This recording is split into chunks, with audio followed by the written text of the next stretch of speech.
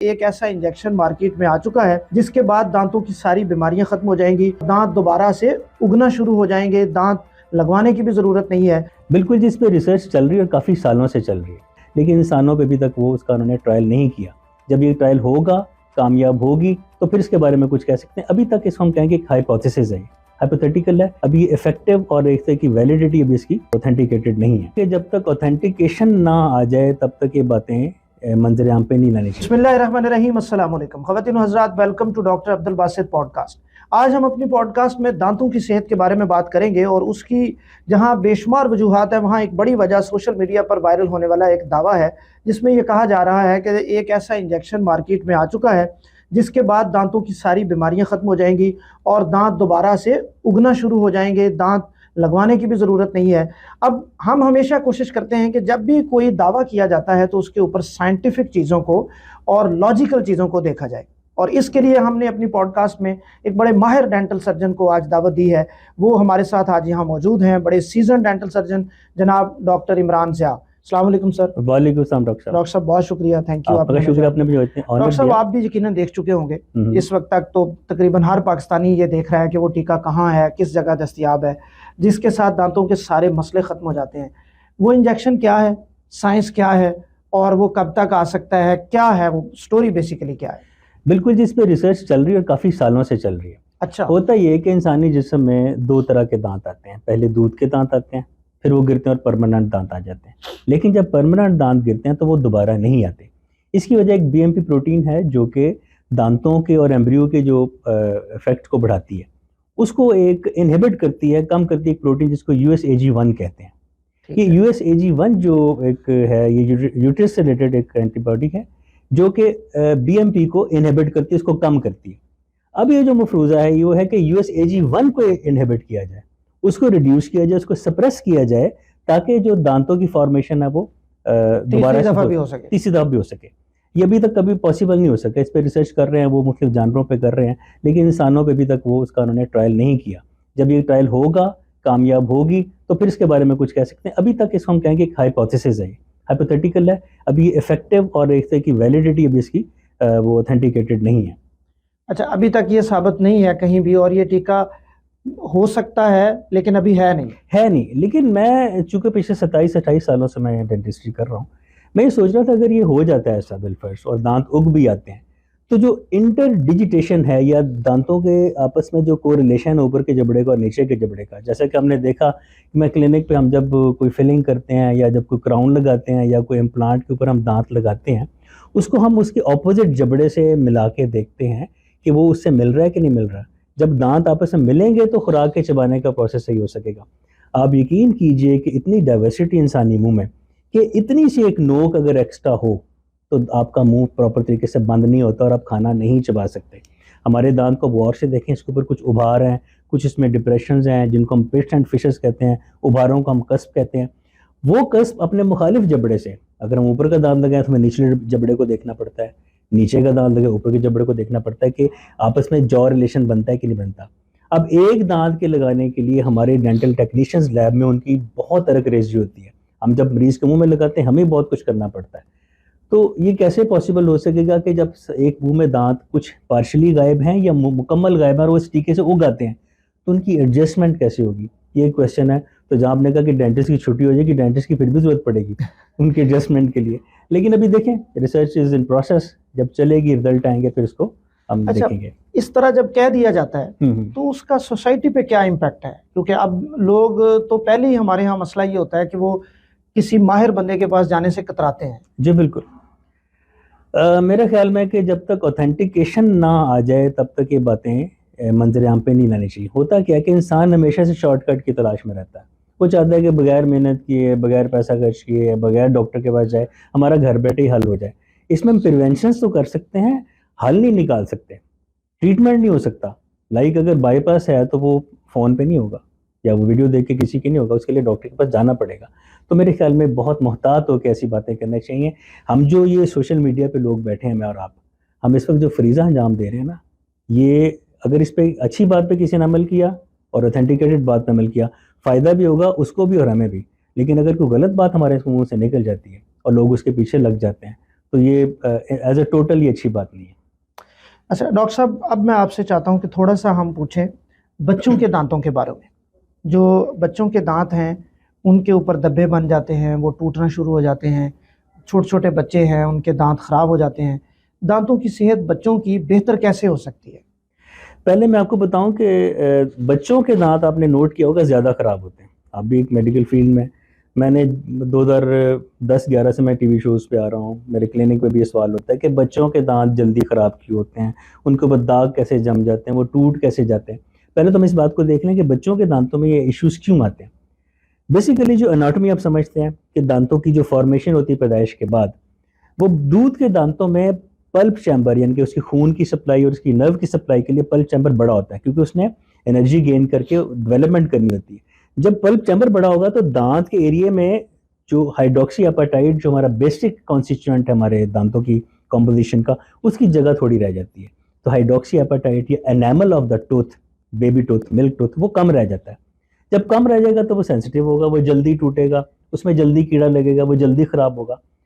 दूसरा ये कि बच्चों को आप हर वक्त दांतों की सफाई का कह नहीं सकते।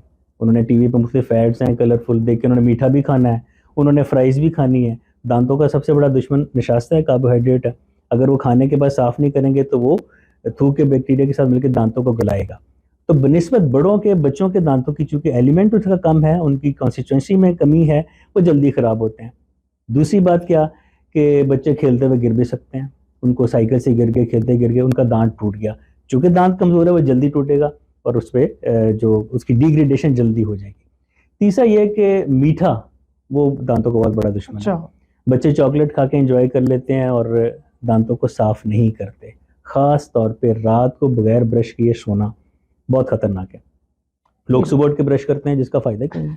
वो तो ऐसे अच्छा। कि चोरी होने के बाद आपने गेट लॉक किया है, ठीक है ना? अच्छा। तो गेट को पहले लॉक करें, सोने से पहले ब्रश करके सोएं, ताकि जो आपके 6-7-8 घंटे आप सोते हैं उसमें कोई फ्लूइड इनटेक नहीं है, कोई पानी नहीं पीना, कोई कुली नहीं करनी, कोई चाय नहीं पीनी, कोई ड्रिंक नहीं पीना। तो जो लेफ्ट ओवर जो उस ड्रिंक के साथ अंदर चले जाते हैं, सफाई हो जाती है दांतों की, वो रात सोते में पॉसिबल नहीं है। तो रात सोते वक्त ब्रश करना ज़्यादा ज़रूरी है। अब आते हैं बच्चों के जो स्टेन्स पड़ जाते हैं। स्टेन्स दो तरह के होते हैं, एक होते हैं इंट्रिंसिक स्टेन, इंटरनल स्टेन, एक extrinsic external stain. External stain आते हैं आपके चाय वगैरह के या चॉकलेट्स वगैरह के, जो कि ब्रश करने से साफ हो सकते हैं। इंटरनल स्टेन्स दो तरह के वजूहात से आते हैं। एक तो अगर इब्तदाई उम्र में एक टेट्रासाइक्लिन टाइप जो एंटीबायोटिक्स हैं वो आगे जाके परमानेंट दांतों में स्टेन का बायस बनती हैं। अच्छा, जो बच्चों को हम दवाई देते हैं। बिल्कुल, टेट्रासाइक्लिन खास तौर पे ये जो ग्रुप ऑफ मेडिकेशन है, एंटीबायोटिक है, ये दांतों में आगे जाके स्टेन बनने का बायस बनती है, इंटरनल स्टेन। दूसरा आपने नोट किया होगा, हमारे जो भाई जो पेशेंट्स नवाही इलाकों से आते हैं जहाँ पे पीने का पानी कम बोर के साथ निकाला जाता है, उसमें फ्लोराइड की मिकदार ज़्यादा होती है। फ्लोराइड की जो रिकमेंडेड मिकदार है वो 1 ppm है, 1 पार्ट पर मिलियन, यानी कि 1 हिस्सा फ्लोराइड और 10 लाख हिस्से पानी। इतना फ्लोराइड होगा दांतों के लिए ठीक है, इससे कम होगा तब खराब होगा, और अगर इससे ज्यादा होगा, जो कि आमतौर पे कम बोर के पानी में आता है, तो आपने देखा होगा कि दांतों पे ब्राउन रंग के हॉरिजॉन्टल या वर्टिकल स्टेन्स पड़े होते हैं। इसको हम कहते हैं मॉटल्ड एनामल या फ्लोरेसिस, फ्लोराइड ज्यादा होने की वजह से। तो मैं ये कहना चाहूँगा कि फ्लोराइड की मिकदार मुनासिब होनी चाहिए, ना कम ना ज़्यादा। तो ये बच्चों में दांतों के टूटने की वजह भी है, दांतों में ज़्यादा कीड़ा लगने की वजह बता दी, और जो दांतों पे स्टेन आता है बच्चों के वो बता दी। एक छोटे बच्चे को जो ब्रश करवाना है वो कब, किस एज से शुरू होना चाहिए? जैसे उसके मुंह में दांत आना शुरू हो जाए, 6 माह 7 माह की उम्र में नीचे के 2 दांत सामने के इंसाइजेस आना शुरू हो जाते हैं। जैसे बच्चे के दांत आना शुरू हो जाएं, आप उनको सफाई करना शुरू कर दें, क्योंकि प्लाक या टार्टर बनेगी तो दांत खराब होना शुरू हो जाएंगे। डॉक्टर साहब, दांत देख के बहुत से लोग उम्र का अंदाज़ा लगा लेते हैं, तो लग सकता है, ये अंदाज़ा हो जाता है? बिल्कुल हो जाता है। किस तरह? ये बड़ा साइंटिफिक क्वेश्चन पूछा है। हम अक्सर लोगों को उनकी दांत देख के उनकी उम्र का अंदाज़ा बता देते हैं। बेसिकली ये 2-3 फैक्टर्स हैं जो एक डेंटिस्ट गौर से देखे तो बता सकता है। सबसे पहली बात, हर दांत के उगने का एक टाइम होता है। जैसे दूध के 20 दांत होते हैं और पक्के दांत 28 होते हैं, दूध के दांतों की एक उम्र है। 6 माह की उम्र में सामने के नीचे के 2 इंसाइजेस आना शुरू हो जाते हैं, उसके बाद ऊपर के इंसाइजेस आते हैं, उसके बाद मोलर आता है पहला, फिर कैनाइन, प्री मोलर फर्स्ट और प्री मोलर सेकेंड, ये आना शुरू होते हैं। तो कोई भी ऐसा पेशेंट हो, हम उसके मुंह में दांत देखते हैं, हम उसकी टेंटेटिव एज उसकी बता देते हैं +-2 के साथ। एक तरीका ये है। एक ये है कि हम उसका एक्सरे कर लेते हैं, ओपीजी ऑर्थोपेंटोग्राफ, या उसका जो टोमोग्राफी करते हैं, उसमें भी कुछ दांत हैं, कुछ नीचे आ रहे हैं, वो पता चल जाता है। तीसरा इसका जो सबसे ऑथेंटिक तरीका जो है, करीब तरीन मतलब नियरली एक्यूरेट, वो होता है कि दांत के ऊपर एक पोर्शन होता है जिसको सेमेंटम कहते हैं। तो TCA, टूथ सेमेंटम एनुलेशन, हर साल लाइट एंड डार्क बैंड्स बनते हैं सीमेंटिंग के ऊपर, उनको काउंट करें और जिस दांत को हम काउंट कर रहे हैं उसके ऊपर उसकी जो टेंटेटिव एज ऑफ इरप्शन है, यानी कि जो उसके उगने का टाइम, उसमें ऐड कर दें तो +-2 के साथ एज का अंदाजा हो जाता है। बड़े लोग इस तरह इसको छुपाते भी हैं, जैसे जी, हमारे जी। यहाँ स्कूलों में तो अक्सर आवाज होता है ना कि बच्चा दाखिल कराते वक्त माँ बाप उसकी 1-2 साल उम्र कम कर देते हैं। लाहौर में एक स्कूल है, वो बाकायदा दांतों का मुआयना करवाते हैं। बिल्कुल लोग आपके पास आते हैं इसको छुपाने के लिए या इस तरह की चीजें? बिल्कुल, मेरे पास 1-2 केसेस आए कि हमने बाहर जाना है तो वहाँ पे एज की लिमिट है तो आप थोड़ी सी कम लिख दें। उन्होंने कहा जी आपने ये परफॉर्मा फिल करा के ले हैं डेंटिस्ट से, तो मैंने तो देखा तो एज वो नहीं थी, तो उन्होंने मुझे ऑफर की अच्छा कि हम आपको एक्स्ट्रा पे कर देते हैं, आप हमारी मर्जी का बना दें। तो मैं वो ऐसा काम नहीं कर सका, मेरे अंदर से नहीं मेरी आवाज़ आई। तो ये कि ये TCA, टूथ सीमेंटम एनुलेशन, इससे हम एज का अंदाजा लगा लेते हैं।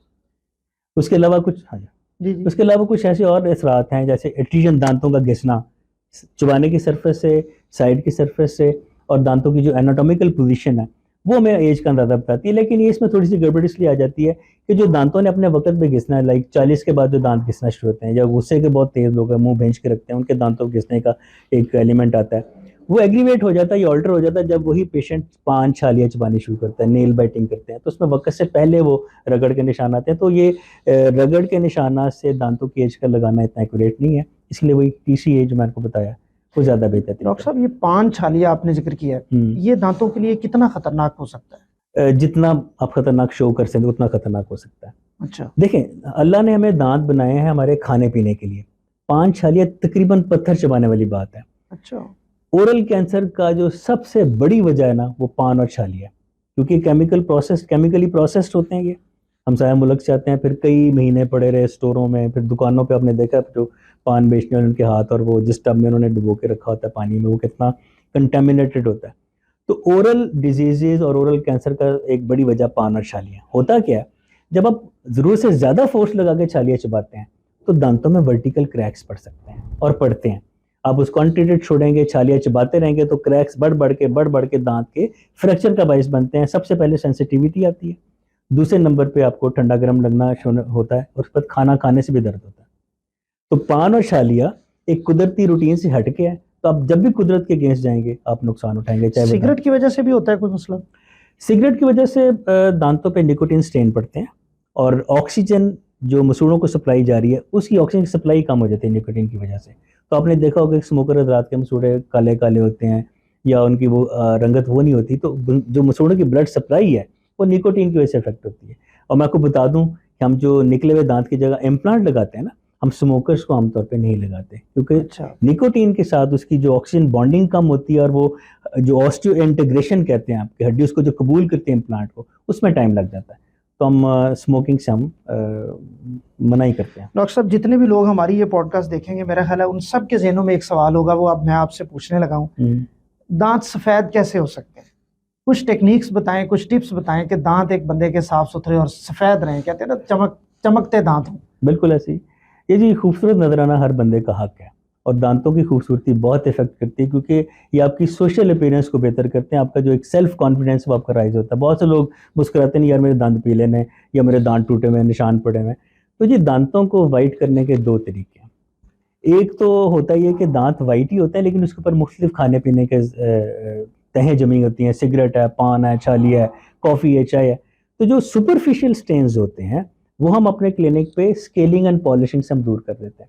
ह्यूमस पाउडर के हम स्केलिंग पॉलिशिंग पेस्ट लगाते हैं, उससे हम दांतों को ब्रश करते हैं, वो साफ हो जाते हैं। लेकिन कुछ होते हैं इंटरनल स्टेन्स, जैसे मैंने आपको पहले बताया था कि फ्लोराइड ज़्यादा हो जाए तो पानी में पके दाग आ जाते हैं दांतों पे, उनको फिर हम करते हैं, ब्लीचिंग एजेंट्स होते हैं जो कि हम क्लिनिक पे करते हैं, उनसे कर देते हैं, या अगर उससे भी ना हो फिर हम दांतों को वेनियर या क्राउन्स कर देते हैं, मैचिंग शेड के सिरेमिक्स के हम वेनियर्स डाल देते हैं। हम वेनियर्स या क्राउन लगा के हम दांतों को उसके रंगन चेंज कर देते हैं।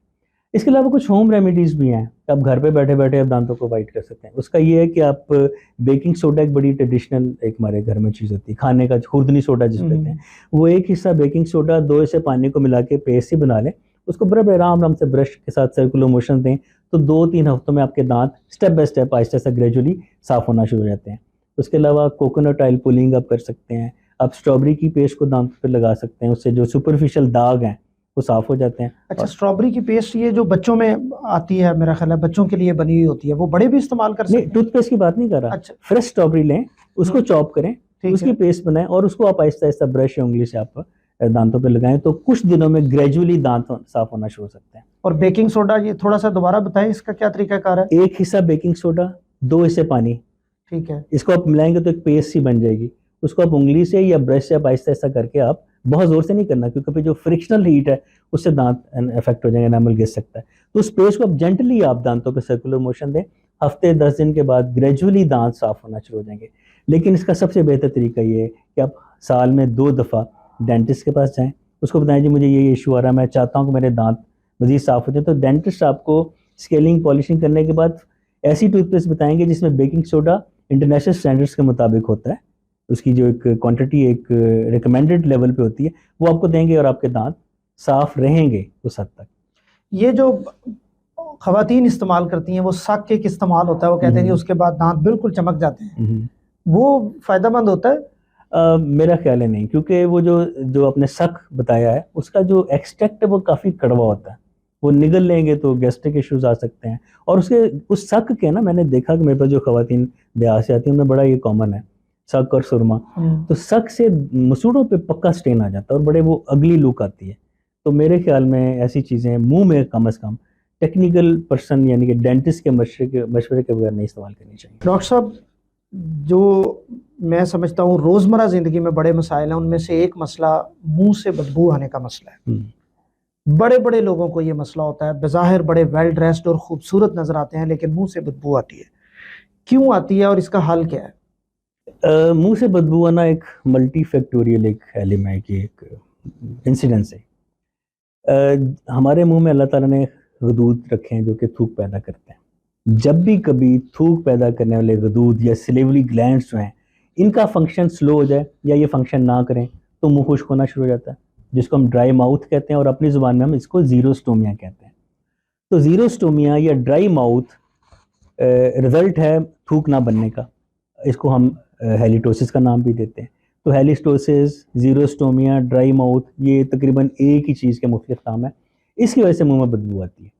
इसके अलावा कुछ ऐसे पेशेंट्स जिनके नाक में कोई मसला होता है और वो सांस नहीं ले सकते, रात को सोते में उनका मुंह खुला होता है, तो माउथ ब्रीदर्स के मुंह से भी बदबू आती है। और तीसरा ये था, कुछ दवाइयाँ ऐसी हैं, कोई सिस्टमिक डिजीज़ डायबिटीज़ में या ऑर्थोपेडिक्स में ऐसी हैं कि उनके साइड इफ़ेक्ट में मुंह की बदबू शामिल है। इसका हल ये है कि पानी का इंटेक बढ़ा दिया जाए, अपने मुंह को ज़्यादा से ज़्यादा गीला रखें। मुंह जितना वेट रहेगा उतनी आपके मुंह से बदबू कम आएगी। अगर आपके नाक का इशू है कि आपको सांस नहीं आता और मुंह खोलना पड़ता है, तो ये एंटी स्पेशलिस्ट से रुजू करें, वो आपके वो इलाज करेंगे, पॉलिप्स हैं या ग्लैंड है या डीएनएस है, हड्डी टेढ़ी है, वो आपका ट्रीटमेंट करेंगे, आपका मुंह बंद रहेगा और आप नाक से सांस लेंगे, आपके मुंह से बदबू कम आना शुरू हो जाएगी। कुछ जो दवाइयों के साइड इफेक्ट अपने डॉक्टर से मशवरा करें, किसकी को उनकी कोई रिप्लेसमेंट बताएं। और इन शॉर्ट जो सबसे ज़्यादा एक्सेप्टेबल हल है वो पानी का इंटेक बढ़ा देना है, सिप बाय सिप पानी पीते रहा करें रोज़ जो आप रोज़मर्रा ज़िंदगी, डेली। दांत खराब होने से भी इसका कोई ताल्लुक होता है? कह सकते हैं, जब दांत में कैविटी बने और आप उसको अनट्रीटेड छोड़ दें, पैसों के खौफ से या डेंटिस्ट के खौफ से उस कैविटी को फिल ना कराएं, उस कैविटी में जो फूड इम्पैक्ट हुई होगी, जो लेफ्ट ओवर होंगे खुराक के, वो डीकम्पोजिशन के बाद बदबू पैदा करते हैं। तो ऐसे दांत की कैविटी को फिल करवा लें। या अगर आपके मुसलसल इलाज ना करने से मसूड़े ख़राब हैं, मसूड़ों से खून आ रहा है, वो भी एक बू आने की वजह होती है, तो अपने मसूड़ों का ट्रीटमेंट करवाएं, डीप क्लिनजिंग करवाएं, सफाई करवाएं, स्केलिंग करवाएं। अच्छा, अक्सर लोग ये होता है कि जब वो ब्रश करते हैं तो मुंह से खून आना शुरू हो जाता है। आम रूटीन में नहीं आता, लेकिन ब्रश करते हुए आता है। ये किस मर्ज की वजह से होता है? ये होता है, अभी मैंने जैसे बताया कि इम्प्रॉपर ब्रशिंग टेक्निक। अगर आपकी ब्रशिंग टेक्निक सही नहीं है, आप प्लाक जो दांतों पे बन रही है, आप उसको साफ नहीं कर पा रहे हैं और वो प्लाक जम जम के टार्टर या कैलकुलस की शक्ल इख्तियार कर गया, तो दांतों से मसूड़ों से खून आता है और मसूड़ों से बू आने का बायस बनता है। या मैं आपको बता दूं कि प्लाक होती क्या है। प्लाक ओरल बैक्टीरिया की कलेक्शन है। अब दुनिया जहान की अच्छी टूथपेस्ट से ब्रश कर लें, अब दुनिया जहान का माउथ वॉश कर लें, लेकिन हमारा जो इंसानी सलाइवा है ना, इसमें जो मौजूद बैक्टीरिया वो 20 से 25 मिनट के अंदर अंदर प्लाक बनानी शुरू कर देते हैं। Plaque is collection of organisms. और जब कट्टी हो कि आप साफ नहीं करते तो वो बदबू का बायस बनता है, और साथ ही वो थोड़े से खून आने का बायस बनता है। क्योंकि जो टार्टर या प्लाक जम जाता है, आप जब खाना चबाते हैं ना, तो वो खाने के नवाले के दबाव के साथ वो कैलकुलस भी मूव करता है, मसूड़ों को हर्ट करता है, उसमें से खून आता है, और अल्टीमेटली गम रिसीड हो जाते हैं, गम रिसेशन, जिसको पंजाबी में हम मांसखोरा कहते हैं ना, वो प्लाक के साफ ना होने से आता है। तो कोई ऐसी चीजें होती हैं घरों में, जैसे लोग नमक डाल के गरारे करते हैं या इस तरह कोई, जिससे दांत साफ रहे, उनकी सेहत बेहतर रहे और ये बिल्कुल स्मेल और ये खून जो है ये काम रुक जाए? बिल्कुल सी नमक वाले पानी की बड़ी अफादियत है, हमारी बुक्स में भी, बीडीएस की बुक्स में भी नमकीन पानी की बड़ी अहमियत है। ये मुंह से बदबू आने को रोकता है, ये प्लाक बनने को डिले करता है, ये मसूड़ों को सूजने से महफूज रखता है। ये मुंह में जो दांत निकलवाने के बाद या इम्प्लांट करने के बाद जो ज़ख़म बनते हैं, उनमें सॉल्ट वाटर की कुल्लियाँ बड़ी फ़ायदेमंद होती हैं। इसका हल ये तरीका ये इसका इसका तरीका ये कि 1 गिलास पानी में छोटा चम्मच चाय का आधा या चौथाई वो नमक का मिक्स करके उसकी कुल्लियाँ करें। और दिन में कितनी दफ़ा? हर खाने के बाद कर लें। अगर आपका ब्रश करने का टाइम नहीं है तो एटलीस्ट नमकीन पानी की कुल्लियाँ कर लें। रात को सोते हुए ब्रश करें, उसकी मैं माफ़ी नहीं दे रहा। अच्छा, वो यानी आपको मस्ट उसको करना मस्ट चाहिए करना। ताकि, और अगर रात को ही कुली कर ले उसके साथ, या ये माउथ वॉश भी होते हैं, कोई चीज़ें मिलती हैं मार्केट में? बिल्कुल, माउथ वॉश एक अच्छी चीज़ है और मैं रिकमेंड करता हूँ कि माउथ वॉश किया जाए, क्योंकि माउथ वॉश प्लाक फॉर्मेशन को डिले कर देता है कुछ देर के लिए, लेकिन अल्टीमेटली ओरल बैक्टीरिया ज़्यादा स्ट्रॉन्ग है हर चीज़ से। तो ब्रश करके सोएं, माउथ वॉश करके सोएं, नमकीन पानी की कुल्लियाँ करके सोएं, तो आपके जो दांतों के ख़राब होने की शरह है ना, वो काफ़ी हद तक गिराई कम जा हो सकती जाती है, कम कर सकती है। डॉक्टर साहब, बच्चों के दांतों की सेहत की जहाँ बात हो रही है, एक मैंने कहीं पढ़ा था कि रात के टाइम जो माएँ बच्चों को फीडर देती हैं वो दांतों को बड़ा ख़राब करता है, उससे शेप ख़राब हो जाती है या उनकी सेहत ख़राब हो जाती है। इसमें कितनी हकीकत है? बड़ा बर्निंग क्वेश्चन, और ये बड़ा हम मरीजों को क्रिटिसाइज़ करते हैं इसके ऊपर, कि पैदाइश के बाद माँ का दूध इतना फ़ायदेमंद है माँ के लिए भी और बच्चे के लिए भी, कि जिसका बताना मुश्किल है।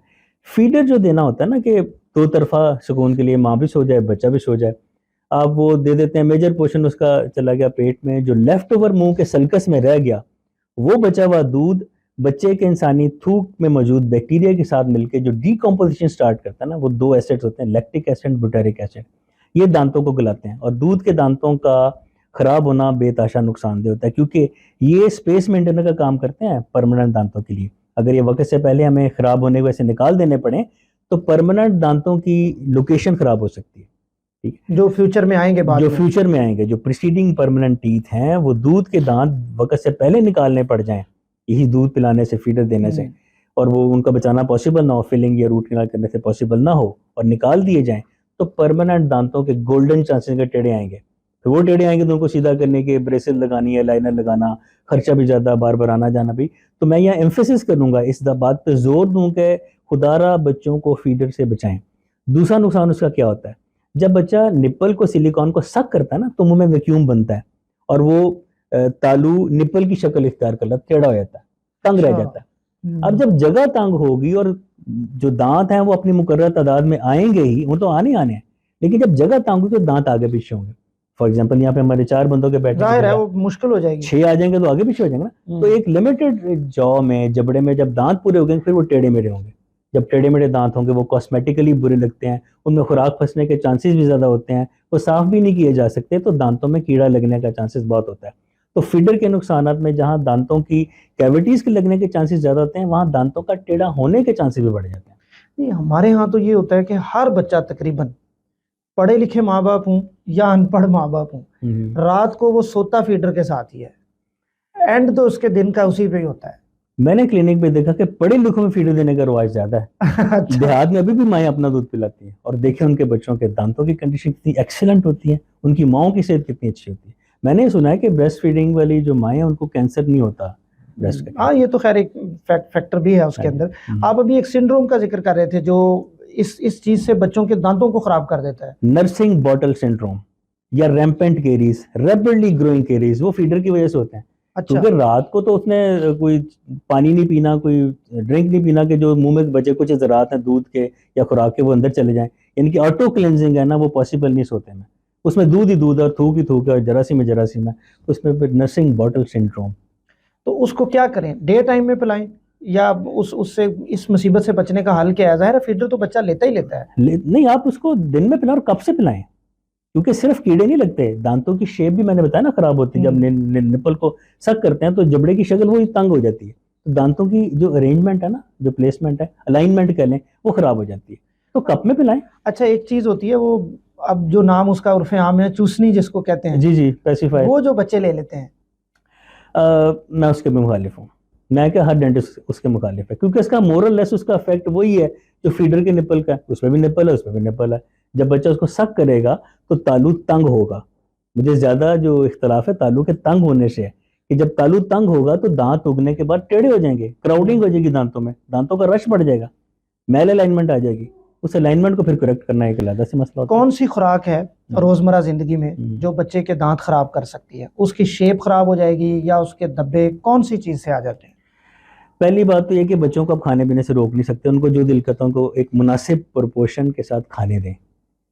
शर्त क्या है कि खाने के बाद दांत साफ करा दें उनके, सही टेक्निक के साथ, सही ड्यूरेशन के साथ और सही ब्रश के साथ।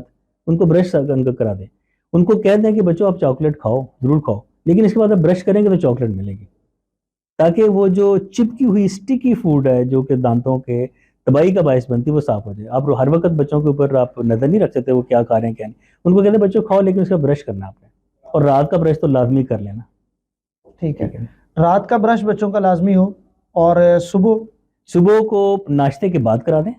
खाली पेट ब्रश करने का फायदा कोई नहीं। अभी आपने लफ्ज इस्तेमाल किया टेक्निक सही हो, टेक्निक क्या है, सही टेक्निक क्या है ब्रश बिल्कुल, करने? आपने देखा होगा हमारे जब अक्सर लोग उठते हैं तो उनके वॉशरूम से उबकाइयों की आवाज आ रही होती है, वो लगे होते हैं ब्रश को यूं यूं यूं हॉरिजॉन्टल ब्रश कर रहे होते हैं। आप खुद सोचें कि आपके दांत लंबाई के रुख हैं, आप अगर उनको ऐसे ब्रश करेंगे ना जबकि ये है, तो जो दो दांतों के बीच में खुराक के ज़रात फंसे हुए हैं, जो इम्पैक्टेड फूड पार्टिकल्स हैं, वो और आगे धंस जाते हैं यूं करने से। आप यूं ऊपर नीचे करेंगे तो साफ होगा। ऊपर के दांतों को ऊपर से नीचे साफ करें, नीचे के दांतों को नीचे से ऊपर साफ करें। एक चीज है कि लंबाई के रुख करना, ब्रश लिटा के नहीं करना, हॉरिजॉन्टल नहीं करना, वर्टिकल ब्रश करना है। दूसरा होता है दायरों की शक्ल में ब्रश करना चाहिए। जहां पे मसूड़े और दांत मिलते हैं वहां पे एक हाफ सर्कल बनता है, तो आप दायरों की शक्ल में करें ताकि मार्जिनल जिंजिवाइटिस या मसूड़ों की सोजिश जो दांतों के साथ बनती है उससे आपकी जान छूटे। In short, vertical and circular, लंबाई के रुख और दायरों की शक्ल में ब्रश करेंगे। इसमें 1 से 1.5 मिनट लगता है पूरे मुंह का। इसमें 15-15 मिनट आओ करने की जरूरत नहीं है, उबकाई लाने की जरूरत नहीं है, झाग बनाने की जरूरत नहीं है। मिसवाक के ऊपर तो आप टूथपेस्ट नहीं लगाते या झाग नहीं बनाते ना, लेकिन मिसवाक यूजर्स के दांत देखें कितने साफ होते हैं। आप नोट करें कि मिसवाक वाले यूं कर रहे होते हैं, ब्रश वाले यूं कर रहे होते हैं। मैं ये नहीं कह रहा कि ब्रश करना गलत है, ब्रश मिसवाक को देख के बना है, क्योंकि मिसवाक पीछे के दांतों तक नहीं जाती, तो ब्रश का एक एंगल ऐड होता है जो कि आपके पीछे दांतों तक चला जाता है। लेकिन रिक्वेस्ट ये कि अप एंड डाउन और सर्कुलर, इस तरह से ब्रश, ये सही टेक्निक है। आपने मिसवाक का जिक्र किया है, तो कोई दरख्त जिसकी बेहतरीन मिसवाक होती हो, कोई रिकमेंड करेंगे आप? नीम का दरख्त, नीम के मिसवाक, उसका जो एक्सट्रैक्ट है ना वो एंटीबैक्टीरियल है, बहुत अच्छा एंटीबैक्टीरियल। अच्छा, पीलू, नीम, ये चीजें अच्छी साहब देखी गई, मुशाहिदे में एक अच्छी हैं ये। डॉक्टर साहब, बहुत से लोगों के दांत टेढ़े होते हैं, वो सामने वाले दांत आगे पीछे आ जाते हैं, फिर उनको ये तार लगवानी पड़ती है। ये टेढ़े दांतों की वजूहात क्या होती हैं? किस तरह एक आदमी अपने दांतों को टेढ़ा होने से रोक सकता है?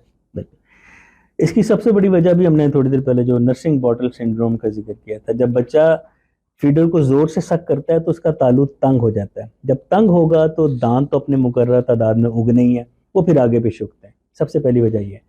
दूसरा, वो जो बच्चे बहुत सेंसिटिव होते हैं और बहुत सोचते हैं और वो अंगूठा चूसते हैं, तो थंब सकर्स होते हैं, तो थंब भी वही काम करता है जो कि बोतल के निप्पल ने काम किया।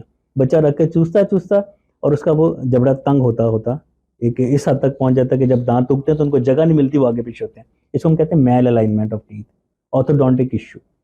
इसमें एक थोड़ा सा पोर्शन जेनेटिकली फेमिलियल भी आ जाता है, माँ बाप के या मामू चाचा के दांत खराब हैं तो बच्चों में असर आ सकता है, ऑल्दो की ये परसेंटेज बहुत थोड़ी है। तो ज्यादातर दांतों के टेढ़े होने की वजह एक्वायर्ड है, यानी कि अपनी की, यानी वो हमारी वजूहात से होता है, हमारी अपने की वजह से होता है। थंब सकिंग से, निप्पल चूसने से, या फीडर रख के मुंह में रात को सो जाने से, उससे दांत टेढ़े होते हैं। तो अगर ये हो जाए टेढ़े, तो फिर अब उनका हल क्या है? जैसे लोग तार लगवाते हैं, वो ब्रेसेस जिसे हम कहते हैं, वो किस उम्र में आइडियल है, कितनी देर तक लगनी चाहिए, इसके बारे में थोड़ा सा बताएं। जो ब्रेसेस हैं जो तार लगाते हैं, या एक उससे अपर किस्म अलाइनर आ गया, मैं आपको बताऊंगा, ये 12 साल की एज के बाद ही लगाना चाहिए। क्योंकि 12 साल की एज ऐसी होती है जिसमें दोनों तरह की डेंटेशन होती है, दूध के दांत भी होते हैं, पक्के दांत भी होते हैं। तो हमने चूंकि पक्के दांतों को सीधा करना है तो हम वेट करते हैं कि दूध के दांत जब सारे गिर जाएं, उसके बाद अब सारे दांत पक्के आ जाएं, वो 12-13 साल की उम्र होती है, उसमें हम ब्रेसेस लगाते हैं। आज से कुछ साल पहले एक नई इनोवेशन आई जिसको हम अलाइनर्स कहते हैं। अलाइनर्स एक मॉडिफाइड किस्म है ब्रेसेस की, लेकिन उसके इस्तेमाल बड़ा आसान है। जो पेशेंट कंप्लायंस है वो अलाइनर में ज़्यादा है। मैं आपको थोड़ा फ़र्क बताता हूँ। आपने देखो छोटी ब्रैकेट्स लगी होती हैं दांतों पे और उनके बीच में तार गुजारते हैं, फिर रबर बैंड से हम उसको ट्रैक्शन देते हैं, फोर्स देते हैं, अंदर के दांतों को बाहर लाते हैं, बाहर के दांतों को अंदर करते हैं, टिल्टेड घूमे दांतों के एंगल सही करते हैं। ये ब्रेसेस में बहुत अच्छे तरीके से हो जाता था। लेकिन ब्रेसेस में कुछ साइड इफेक्ट्स आते थे, तो ब्रेसेस के लगे हुए पेशेंट दांत साफ नहीं कर सकता सही तरीके से। ब्रेसेस वाले पेशेंट के मुंह से अक्सर बू आती है। ऑल दो कि हम उसके लिए स्पेसिफाइड किस्म के टूथब्रश होते हैं जिनको ऑर्थो ब्रश कहते हैं, वो हम लोग कहते हैं इससे साफ़ करें, लेकिन बच्चे साफ़ 100% नहीं कर सकते।